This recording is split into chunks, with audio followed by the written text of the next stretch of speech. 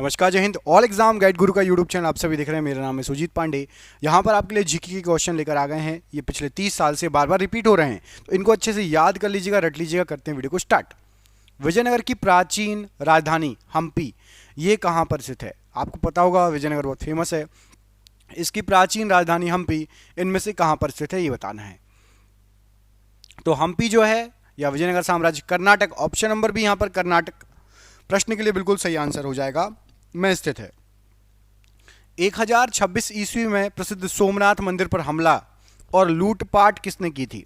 तो सोमनाथ मंदिर पर हमला और लूटपाट ये महमूद गजनी ने की थी। ऑप्शन नंबर यहां पर सी, महमूद गजनी बिल्कुल सही आंसर हो जाएगा। 1564 में मुगल सेनाओं से लड़ते हुए गढ़कटंगा का बचाव करने के दौरान किस रानी की मृत्यु हो गई थी? तो गढ़कटंगा को बचाते हुए मुगल सेनाओं से लड़ते हुए रानी दुर्गावती जी की मृत्यु हो गई थी। ऑप्शन नंबर ए, रानी दुर्गावती जी बिल्कुल सही आंसर हो जाएगा। अगला क्वेश्चन है कि 1876 में कलकत्ता में डैश द्वारा इंडियन नेशनल एसोसिएशन की स्थापना की गई। 1876 में, तो 1876 में इंडियन नेशनल एसोसिएशन की स्थापना आनंद मोहन बोस ने की थी। ऑप्शन नंबर यहां पर बी, आनंद मोहन बोस यहां पर प्रश्न के लिए बिल्कुल सही आंसर हो जाएगा, आनंद मोहन बोस। भगवान गौतम बुद्ध के जीवन काल के दौरान 7वीं और 6ठी शताब्दी ईसा पूर्व में कितनी महान शक्तियां, जिसको महाजनपद बोला जाता है, अस्तित्व में आई? तो गौतम बुद्ध जी के जीवन काल के दौरान टोटल आपके यहां पर आपको जो ऑप्शन दिए गए हैं, राइट आंसर क्या हो जाएगा इसके लिए? ऑप्शन नंबर डी, 16 महाजनपद आए थे। 16 महाजनपद अस्तित्व में आए थे। ऑप्शन नंबर डी यहां पर राइट आंसर है इस प्रश्न के लिए। निम्नलिखित में से कौन सा राजशाही राज्यों में से एक नहीं है जो कि 7वीं 6ठी शताब्दी शुरू में ईसा पूर्व भारत में मौजूद था? मगध, वैशाली, अवंती या कौशल? तो याद रखना, मगध था, अवंती था, कौशल था। वैशाली ये आपका राजशाही राज्यों में से नहीं था, मतलब 16 महाजनपदों में से नहीं था। मगध, अवंती और कौशल था। अगला क्वेश्चन देखिए, निम्नलिखित में से उस राज्य का नाम बताइए जो चंद्रगुप्त प्रथम को लिच्छवियों ने दहेज में दिया था। चंद्रगुप्त प्रथम को दहेज में मिला था। इनमें से कौन सा राज्य? क्या हो जाएगा राइट आंसर? तो पाटलिपुत्र मिला था दहेज में। ऑप्शन नंबर ए पढ़िए, पाटलिपुत्र मिला था चंद्रगुप्त प्रथम को दहेज में। ऑप्शन नंबर ए पाटलिपुत्र राइट आंसर हो जाएगा। कमेंट करके बताना कि पाटलिपुत्र अभी की कौन सी जगह है। जो पाटलिपुत्र है, पहले पाटलिपुत्र था, अभी उसका नाम क्या है? कमेंट बॉक्स में कमेंट करके बताना है। चालुक्य वंश का संस्थापक कौन था? इनमें से चालुक्य वंश का संस्थापक जो आपको ऑप्शन दिए गए हैं, क्या हो जाएगा राइट आंसर? तो चालुक्य वंश का जो संस्थापक था वो था आपका पुलकेशिन प्रथम। ऑप्शन नंबर ए, पुलकेशिन प्रथम ये चालुक्य वंश का संस्थापक था। ऑप्शन नंबर यहां पर ए, पुलकेशिन प्रथम राइट आंसर है। निम्नलिखित में से मोहम्मद गौरी का गुलाम कौन था? वह अपने स्वामी की मृत्यु के बाद शासक बना और उसने गुलाम वंश की स्थापना की। तो मोहम्मद गौरी का गुलाम था कुतुबुद्दीन ऐबक, जिसने गुलाम वंश की स्थापना करी। Option number A, Qutbuddin Aibak यहां पर राइट आंसर है इस प्रश्न के लिए। अगला क्वेश्चन है, बादामी चालुक्यों के बादामी जाने से पहले उनकी राजधानी क्या थी? तो बादामी चालुक्य जो थे, बादामी जाने के पहले जो उनकी राजधानी थी, यहां पर आपको जो ऑप्शन दिए गए हैं, राइट आंसर यहां पर हो जाएगा आपका option number Aihole, D. Option number D, चालुक्यों की पहले राजधानी थी ऐहोल, याद रखना, ठीक है। उसके बाद बादामी बनी। अगला क्वेश्चन देखिए, भारत पर शासन करने वाला पहला मुस्लिम राजवंश कौन सा था? सबसे पहला मुस्लिम राजवंश, तो भारत पर शासन करने वाला सबसे पहला जो मुस्लिम राजवंश था वो था गुलाम राजवंश। ऑप्शन नंबर बी, गुलाम वंश या गुलाम राजवंश राइट आंसर हो जाएगा। पहला मुस्लिम शासक कौन था जिसका साम्राज्य भारत के सुदूर दक्षिण सहित लगभग संपूर्ण भारत में फैला था? सबसे पहला मुस्लिम शासक जो दक्षिण भारत तक भी फैला हुआ था, जिसका राज्य, अलाउद्दीन खिलजी। ऑप्शन नंबर ए यहां पर राइट आंसर हो जाएगा अलाउद्दीन खिलजी। प्रश्न के लिए बिल्कुल सही आंसर हो जाएगा। अलाउद्दीन खिलजी के शासनकाल में निम्नलिखित में से कौन राज्यपाल था? तो अलाउद्दीन खिलजी के शासनकाल में जो राज्यपाल था वो था आपका Ghiyasuddin Tughlaq. Option number D पढ़िए, घियासुद्दीन तुगलक ये राज्यपाल था, घियासुद्दीन तुगलक राइट आंसर हो जाएगा अलाउद्दीन खिलजी के शासनकाल में। तैमूर द्वारा डैश ईस्वी में दिल्ली पर किए गए आक्रमण को तुगलक साम्राज्य के अंत के रूप में देखा गया। तो तैमूर ने सन 1398 में दिल्ली पर आक्रमण किया और तुगलक वंश का अंत हो गया। इसके साथ ऑप्शन नंबर डी यहां पर राइट आंसर है। सैयद राजवंश की स्थापना किसने की? सैयद राजवंश की। तो सैयद राजवंश की जो स्थापना की गई थी वो की गई थी खिज्र खां के द्वारा। ऑप्शन नंबर बी, खिज्र खां के द्वारा सैयद राजवंश की स्थापना की गई थी, राइट आंसर है। वर्ष 1556 में मुगल साम्राज्य का सिंहासन किसे प्राप्त हुआ? 1556 ईस्वी की बात हो रही है। तो 1556 ईस्वी में अकबर को मुगल साम्राज्य का सिंहासन प्राप्त हुआ। ऑप्शन नंबर ए, अकबर यहां पर राइट आंसर हो जाएगा। 1556 ईस्वी में सिंहासन पर बैठा। खजुराहो मंदिर किस राज्य में स्थित है?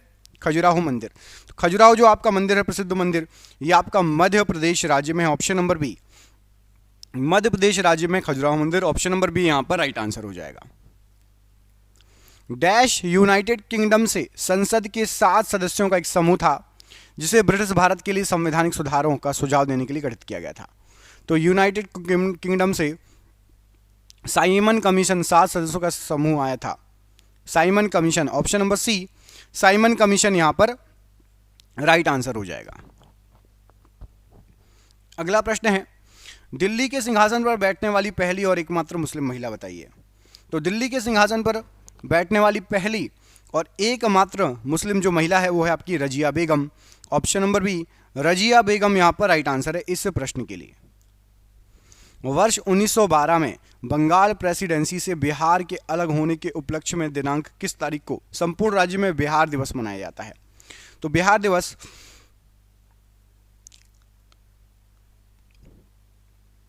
22 मार्च को मनाया जाता है। ऑप्शन नंबर बी, 22 मार्च को बिहार दिवस मनाया जाता है संपूर्ण राज्य में बिहार में। ऑप्शन नंबर बी, 22 मार्च राइट आंसर है। जात और सवार निम्नलिखित में से किस प्रशासनिक प्रणाली से संबंधित है? बताइए, जात और सवार किससे संबंधित हैं? तो जात और सवार जो है आपका ये मनसबदारी प्रणाली से संबंधित है। ऑप्शन नंबर बी, मनसबदारी प्रणाली से संबंधित है जात और सवार, राइट आंसर हो जाएगा।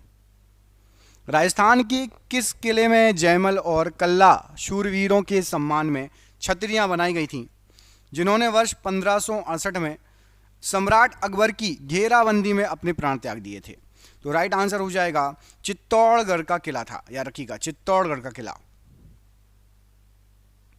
ऑप्शन नंबर बी, चित्तौड़गढ़ किला यहां पर प्रश्न के लिए बिल्कुल सही आंसर हो जाएगा। अगला क्वेश्चन देखिए, रामपंथ के अग्रणी ज्योति स्तंभ संत कवि कौन थे जिन्होंने रामचरितमानस नामक कविता लिखी थी? तो रामचरितमानस नामक जो कविता है तुलसीदास जी। ऑप्शन नंबर यहाँ पर भी, कविता नहीं आपको पता है रामचरितमानस क्या है, कमेंट करके बताइए। काव्य है, महाकाव्य है, खंड काव्य है, क्या है रामचरितमानस क्या है? कमेंट बॉक्स में कमेंट करके बताइए किस श्रेणी में आता है। भगवान राम पर केंद्रित भक्ति आंदोलन के अग्रदूत कौन थे? तो भगवान राम पर केंद्रित भक्ति आंदोलन के अग्रदूत जो थे वो थे आपके रामानंद। वैसे कविता भी कह सकते हैं क्योंकि उसमें छंद और दोहे हैं, इसलिए याद रखना, ठीक है। रामायण जो है उसको महाकाव्य कहते हैं और रामचरितमानस को कविता इसलिए भी कह सकते हैं क्योंकि वो लय में लिखी गई है, आपको पता होगा, ठीक है, लय में लिखी गई है इसलिए। भारत में प्रथम मुगल सम्राट कौन था? भारत में सबसे पहला मुगल सम्राट, तो यहां पर आपको जो ऑप्शन दिए गए हैं राइट आंसर हो जाएगा। भारत में सबसे पहला मुगल सम्राट था बाबर, ऑप्शन नंबर बी। अच्छा, बाबर का बेटा कौन था और उसका बेटा कौन था? मुगल साम्राज्य का क्रम किसी को पता है तो बताओ। अकबर, बाबर, हुमायूं, शाहजहां, इनमें क्रम सही क्या है? कौन पहले था? बाबर तो आपको पता चल गया, बाबर के नीचे कौन था, उसके नीचे कौन था, उसके नीचे कौन था? कमेंट बॉक्स में कमेंट करके बताना, ठीक है। विवेकानंद रॉक मेमोरियल कहाँ स्थित है? विवेकानंद रॉक मेमोरियल, तो ये आपका कन्याकुमारी में, ऑप्शन नंबर बी, कन्याकुमारी में है Vivekananda Rock Memorial, right answer है। लॉर्ड कर्जन द्वारा प्रकल्पित विक्टोरिया मेमोरियल डैश शहर की चरमोत्कर्ष वास्तुकला का प्रतिनिधित्व करता है? तो विक्टोरिया मेमोरियल जो है आपका कोलकाता शहर की चरमोत्कर्ष वास्तुकला का प्रतिनिधित्व करता है। कोलकाता में है Victoria Memorial, option number C, exam में कई बार पूछे जाने वाला क्वेश्चन, कोलकाता याद रखना, राइट आंसर हो जाएगा। हुमायूं के उत्तराधिकारी डैश का जन्म हुमायूं के निर्वासन काल में हुआ था और वह उत्तराधिकारी जब 13 वर्ष का था तब उसकी पिता की मृत्यु हो गई थी। तो राइट आंसर है अकबर। अकबर जो है, अकबर के पिता थे हुमायूं, और अकबर की जो हुमायूं की जो मृत्यु हुई थी जब अकबर 13 साल के थे तब उनकी मृत्यु हो गई थी। ठीक है, याद रखना ऑप्शन नंबर डी। अगला क्वेश्चन देखिए, अकबर के बाद सत्ता संभालने वाले उनके पुत्र सलीम को डैश का खिताब मिला जिसका अर्थ होता है विश्व विजेता। तो अकबर के बाद जहांगीर को जहांगीर जो है पुत्र था सलीम जिसका नाम था जहांगीर, और इसका अर्थ होता है विश्व विजेता। अकबर के बाद सत्ता पर आए थे। ठीक है, याद रखिएगा। भगत सिंह, सुखदेव और राजगुरु को उनकी पुण्यतिथि पर श्रद्धांजलि देने के लिए भारत में 23 मार्च को कौन सा दिवस मनाया जाता है? तो 23 मार्च को भारत में, याद रखना, शहीद दिवस के रूप में मनाया जाता है। ऑप्शन नंबर सी, शहीद दिवस यहां पर राइट आंसर हो जाएगा इस प्रश्न के लिए। आगरा में यमुना नदी के किनारे अपनी पत्नी मुमताज महल के लिए ताजमहल का निर्माण किसने कराया था? तो अपनी पत्नी मुमताज महल के लिए ताजमहल का निर्माण कराया था शाहजहां ने। ऑप्शन नंबर ए, शाहजहां ने ताजमहल का निर्माण कराया था, याद रखना। ठीक है, अगला क्वेश्चन देखिए, दिल्ली का लाल किला और जामा मस्जिद डैश के शासनकाल की वास्तुकला की विशाल उपलब्धियां हैं। तो दिल्ली का लाल किला और जामा मस्जिद शाहजहां के समय की विशाल उपलब्धियां हैं। ऑप्शन नंबर बी, शाहजहां यहां पर राइट आंसर हो जाएगा। वर्ष 1799 में महाराजा सवाई प्रताप सिंह ने किस भारतीय स्मारक का निर्माण कराया था? तो 1793 की बात हो रही है। महाराजा सवाई प्रताप सिंह ने हवा महल का निर्माण कराया था। ऑप्शन नंबर डी, हवा महल का निर्माण कराया था महाराजा सवाई प्रताप सिंह जी ने। डैश ने अमृतसर में स्वर्ण मंदिर के नाम से विख्यात विश्व प्रसिद्ध हरमंदिर साहिब का निर्माण करवाया। तो स्वर्ण मंदिर के नाम से विख्यात हरमंदिर साहिब का निर्माण कराया था गुरु अर्जुन देव जी ने। ऑप्शन नंबर बी, गुरु अर्जुन देव जी यहाँ पर राइट आंसर है। कुतुब मीनार का नाम सूफी संत के नाम पर पड़ा है, क्या नाम था उनका? तो कुतुब मीनार का नाम जो पड़ा है सूफी संत के नाम पर पड़ा है और उनका नाम था ख्वाजा कुतुबुद्दीन बख्तियार काकी। ठीक है, ख्वाजा कुतुबुद्दीन बख्तियार काकी। ऑप्शन नंबर डी यहाँ पर राइट आंसर हो जाएगा। इनके नाम पर जो है कुतुब मीनार का नाम पड़ा है। किसके शासनकाल में चीनी यात्री हेनसांग भारत आए थे? तो चीनी यात्री जो हेनसांग भारत आए थे हर्षवर्धन के शासनकाल में आए थे। ऑप्शन नंबर ए, हर्षवर्धन के शासनकाल में चीनी यात्री हेनसांग भारत आए थे। ऑप्शन नंबर ए यहाँ पर राइट आंसर हो जाएगा इस प्रश्न के लिए। तीसरी शताब्दी ईसा पूर्व और 12वीं शताब्दी ईस्वी के बीच की अवधि से संबंधित वह स्थान बताइए जो बौद्ध कला वास्तुकला के उत्कृष्ट नमूने के लिए प्रसिद्ध है।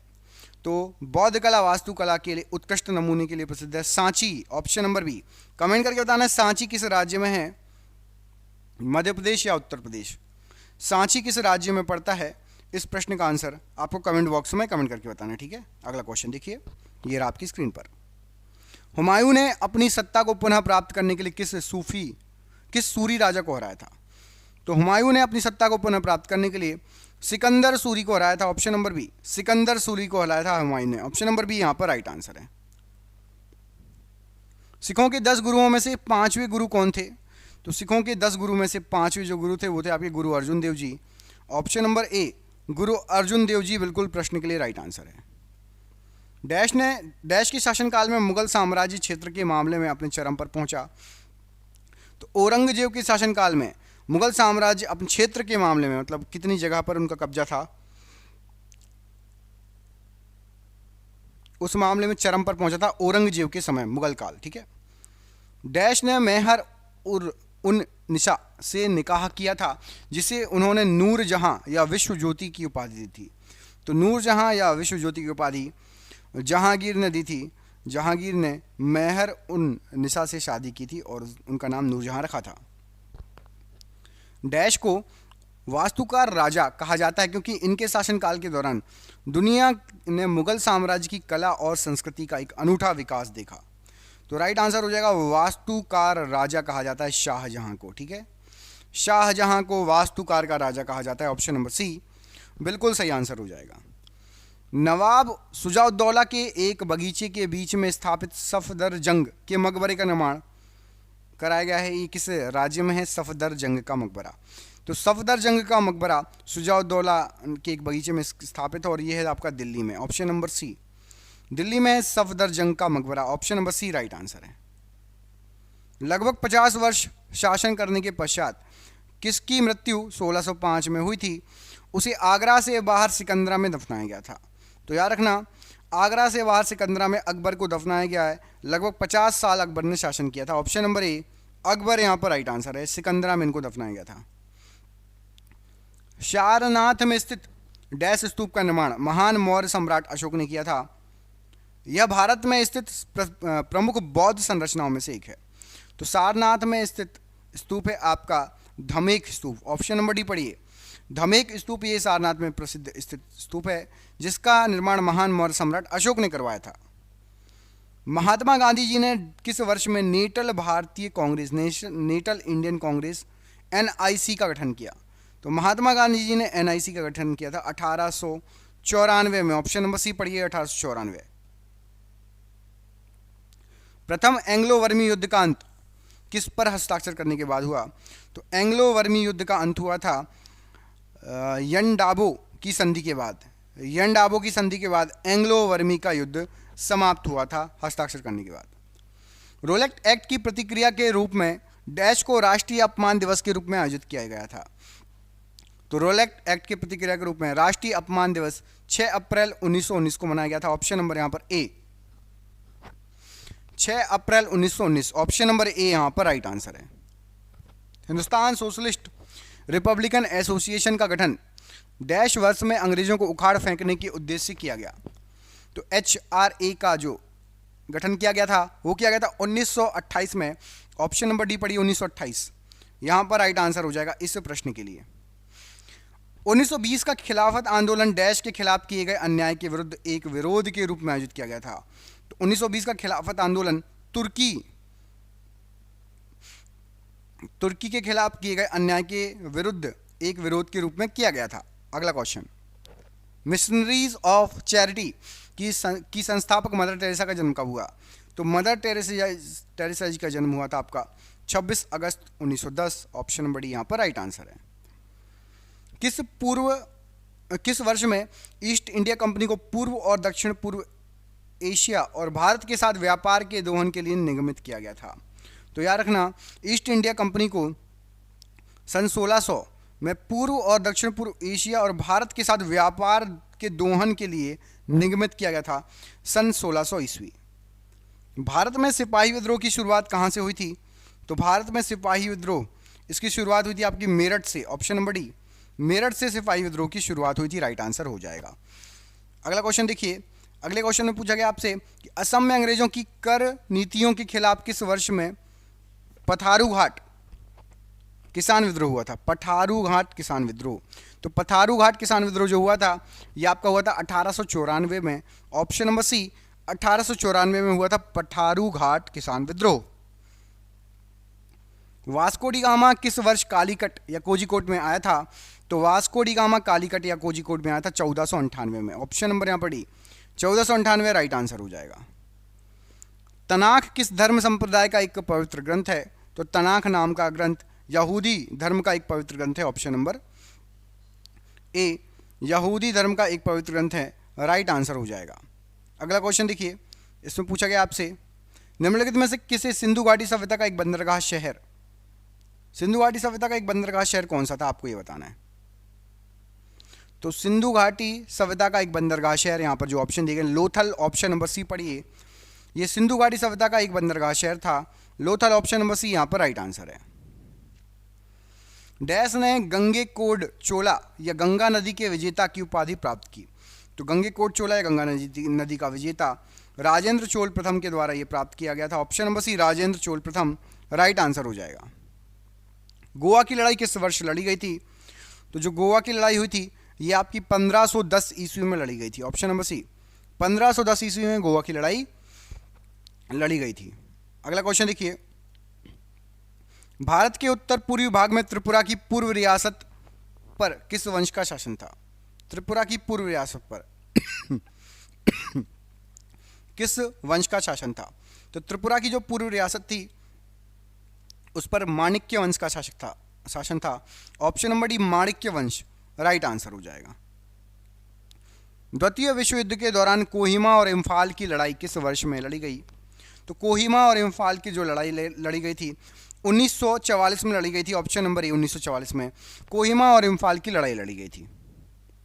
गुजरात के वाघेला राजवंश का वह अंतिम शासक कौन था जिसकी हार के बाद अलाउद्दीन खिलजी को राज्य दिया गया था?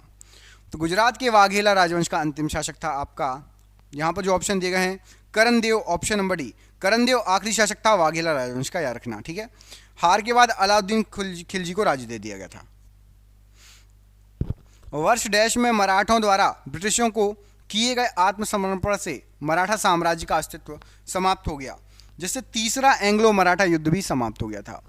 तो याद रखना, तीसरा एंग्लो मराठा युद्ध समाप्त हुआ था 1818। ऑप्शन नंबर सी पढ़िए 1818, यहाँ पर राइट आंसर हो जाएगा इस प्रश्न के लिए। अगला क्वेश्चन देखिए, डैश को अमृतसर में स्थित हरमंदिर साहिब गुरुद्वारे या स्वर्ण मंदिर के सुनहरे सौंदर्यीकरण के लिए जाना जाता है? तो स्वर्ण मंदिर के सुनहरे सौंदर्यीकरण के लिए जाना जाता है रणजीत सिंह जी को। Option number B, Ranjit Singh ji यहाँ पर राइट आंसर हो जाएगा इस प्रश्न के लिए। मित्र मेला वर्ष डैश में वीर सावरकर द्वारा स्थापित एक क्रांतिकारी संगठन था? तो मित्र मेला वर्ष 1900 में वीर सावरकर जी के द्वारा स्थापित एक क्रांतिकारी संगठन था, याद रखना। क्या नाम था? मित्र मेला। ये वीर सावरकर जी ने इसकी स्थापना की थी सन 1900 में। अगला question, British east India company ने पुर्तगालियों को किस युद्ध में हराया था? तो ब्रिटिश ईस्ट इंडिया कंपनी ने पुर्तगालियों को हराया था आपका सुवाली का युद्ध। ऑप्शन नंबर डी पढ़िए, सुवाली का युद्ध। ऑप्शन नंबर डी यहाँ पर राइट आंसर है इस प्रश्न के लिए। सर थॉमस रो ने इंग्लैंड के राजा के राजदूत के रूप में मुगल शासक के दरबार का दौरा किया था। किस मुगल सम्राट के दरबार में आए थे सर थॉमस रो? तो यहाँ पर आपको जो ऑप्शन दिए गए हैं इनमें से आए थे जहांगीर के दरबार में। सर थॉमस रो आए थे जहांगीर के दरबार में। ऑप्शन नंबर यहाँ पर ए जहांगीर बिल्कुल राइट आंसर हो जाएगा।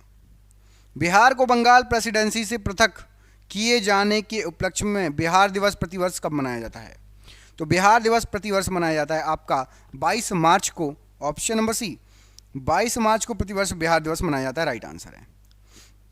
टीपू सुल्तान और ब्रिटिश ईस्ट इंडिया कंपनी ने मंगलोर की संधि पर किस वर्ष हस्ताक्षर किए?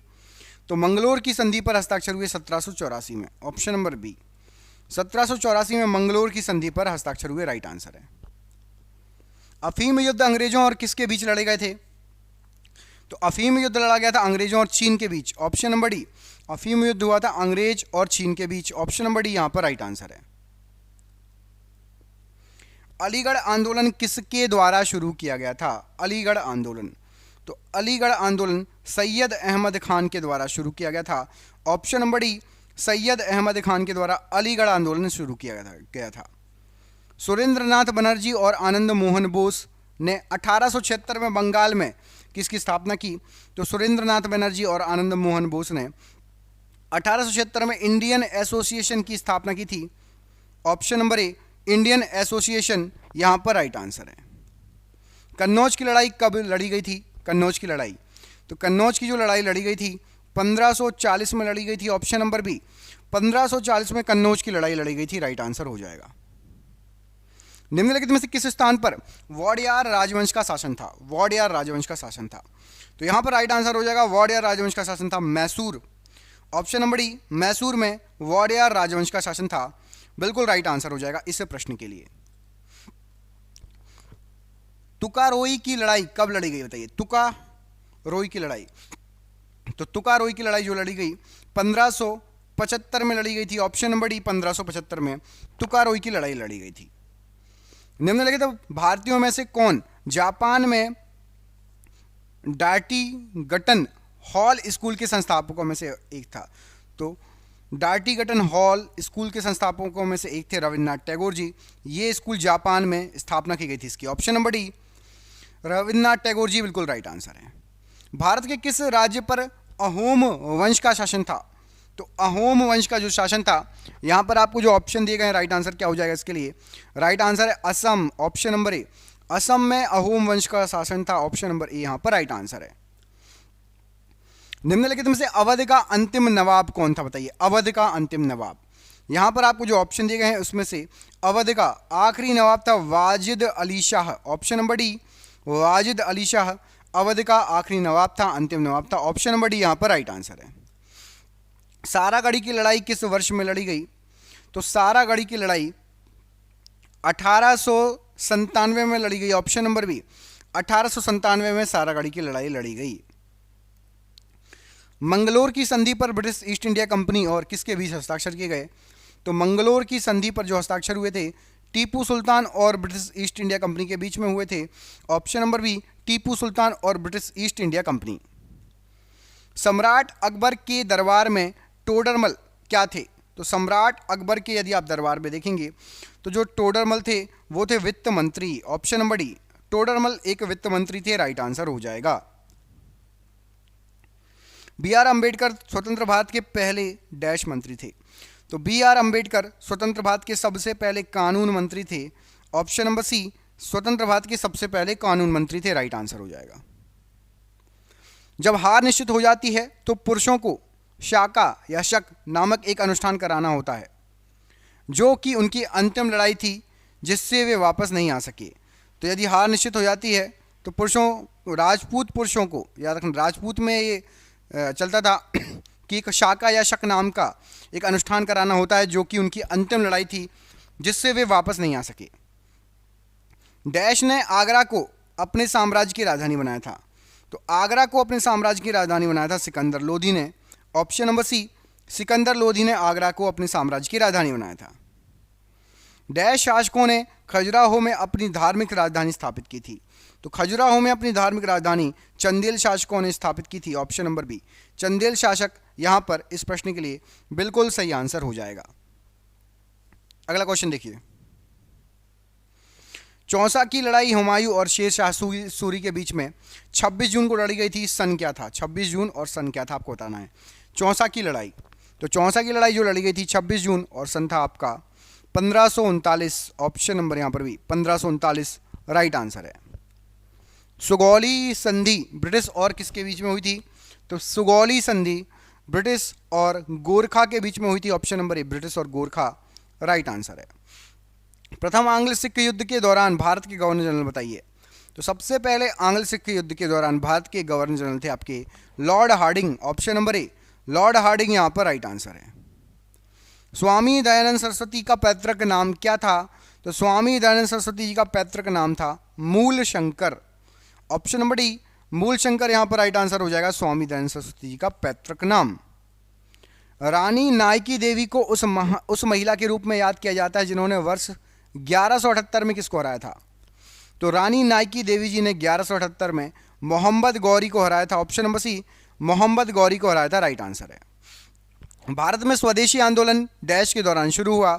तो भारत के अंदर स्वदेशी आंदोलन जो शुरू हुआ था ये बंगाल विभाजन विरोधी आंदोलन बंग भंग आंदोलन के तहत शुरू हुआ था, ऑप्शन नंबर ए बंगाल विभाजन विरोधी आंदोलन बंग भंग आंदोलन, option number A. City of victory के नाम से प्रसिद्ध फतेहपुर सीकरी को मुगलों के महान शासक डैश के मुगलों के महान शासन के दौरान कहाँ पर निर्मित कराया गया था, किस शहर में? तो city of victory Fatehpur Sikri का निर्माण हुआ है आगरा में, ऑप्शन नंबर यहाँ पर डी फतेहपुर सीकरी का निर्माण आगरा में हुआ है, यहाँ पर ऑप्शन नंबर डी आगरा बिल्कुल राइट आंसर हो जाएगा इस प्रश्न के लिए। अगला क्वेश्चन देखिए, अगला प्रश्न है मध्य प्रदेश राज्य में खजुराहो स्मारक राजवंश किस राजवंश का उत्तम प्रतीक है? खजुराहो स्मारक बताना है आपको, मध्य प्रदेश में किस राजवंश का प्रतीक है खजुराहो स्मारक? तो खजुराहो स्मारक जो है आपका राइट आंसर हो जाएगा चंदेल, ऑप्शन नंबर यहाँ पर आपका डी चंदेल राजवंश का प्रतीक है खजुराहो स्मारक, ऑप्शन नंबर डी चंदेल राजवंश बिल्कुल सही आंसर हो जाएगा। अगला क्वेश्चन देखिए, यूनानी इतिहासकार मेगास्थनीज ने 4वीं शताब्दी ईस्वी पूर्व में डैश के शासनकाल में भारत की यात्रा की? तो मेगास्थनीज आया था आपका चंद्रगुप्त मौर्य के शासनकाल में, option number C Chandragupta Maurya के शासनकाल में आया था मेगास्थनीज, ऑप्शन नंबर सी यहां पर इस प्रश्न के लिए बिल्कुल सही आंसर हो जाएगा, ऑप्शन नंबर सी। आर्य समाज का प्रथम मुख्यालय कहां पर था बताना है आपको। आर्य समाज का सबसे पहला मुख्यालय, तो आर्य समाज का सबसे पहला जो मुख्यालय था वो था आपका लाहौर में, ऑप्शन नंबर बी लाहौर में आर्य समाज का सबसे पहला मुख्यालय था। जलालुद्दीन फिरोज खिलजी द्वारा स्थापित खिलजी वंश ने डैश के बीच भारतीय उपमहाद्वीप के बड़े हिस्से पर शासन किया? तो भारतीय उपमहाद्वीप के बड़े हिस्से पर शासन किया था 1290 से 1320 के बीच में। जलालुद्दीन फिरोज खिलजी ने 1290 से 1320 के बीच में शासन किया था भारत के उपमहाद्वीप के एक बड़े हिस्से पे। अकबर ने अपने पिता हुमायूं की गाथा हुमायूंनामा को लिपिबद्ध करने का दायित्व किसको दिया था? तो अकबर ने अपने पिता हुमायूंनामा को लिपिबद्ध करने का दायित्व दिया था गुलबदन बेगम को। ऑप्शन नंबर डी, गुलबदन बेगम को यह दायित्व दिया गया था। ऑप्शन नंबर डी यहां पर राइट आंसर है। एक मोरक्को यात्री डैश एक मोरक्को यात्री था जिसे अपनी लंबी यात्राओं के लिए जाना जाता था और ये मोहम्मद बिन तुगलक के शासन के दौरान भारत भी आया था। तो एक मोरक्को यात्री बहुत फेमस था, उसका नाम था Ibn Battuta. Ibn Battuta option number B यहां पर राइट आंसर हो जाएगा। डैश में महाबोधि मंदिर बौद्ध का तीर्थ स्थल है। डैश में स्थित महाबोधि मंदिर, तो महाबोधि मंदिर स्थित है आपका बिहार में। बिहार राज्य में स्थित महाबोधि मंदिर बौद्ध तीर्थ स्थल है। ऑप्शन नंबर डी यहां पर राइट आंसर हो जाएगा, ऑप्शन नंबर डी।